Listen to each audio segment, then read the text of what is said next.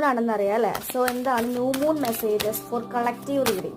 Okay, കളക്റ്റീവായിട്ട് ഇത് കാണുന്നവർക്ക് എന്ത് മെസ്സേജസ് ആണ് യൂണിവേഴ്സ് തരുന്നത്? ഈ കാണുന്നവർക്ക് ഇന്ന് അതായിരിക്കും നിങ്ങളോട് കൂടുതൽ ഫോക്കസ് ചെയ്യാൻ പറയുന്നത്. എന്താണ് മെസ്സേജസ് നമുക്ക് നോക്കാം. ഷഫിൾ ചെയ്തിട്ടുണ്ട്, കാർഡ്സ് എടുത്ത് നോക്കാം.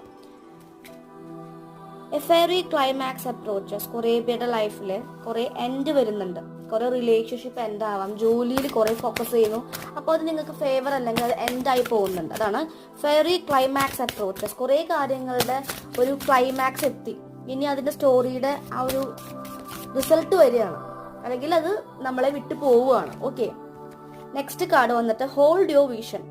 നിങ്ങൾക്ക് എന്താണ് ഡ്രീംസ് ഉള്ളത് അത് വിഷൻ ഹോൾഡ് ചെയ്തിട്ട് അതിൽ കൂടുതൽ വർക്ക് ചെയ്യുക. ഫിക്സഡ് മൂൺ ആണ്, ഫിക്സ് ചെയ്യുക, അതിനൊരു ചാഞ്ചലിൽ പെടരുത്. ഓക്കെ, ആൻഡ് ലാസ്റ്റ് കാർഡ് എടുക്കാം നമുക്ക്. It's time to release negativity. ഇനിയും നിങ്ങളുടെ ഉള്ളിൽ കുറെ നെഗറ്റിവിറ്റീസ് ഉണ്ട്. സോ കർമ്മ ക്ലെൻസ് ചെയ്യുക, ഇന്നർ ചൈൽഡ് ഹീലിംഗ് ചെയ്യുക.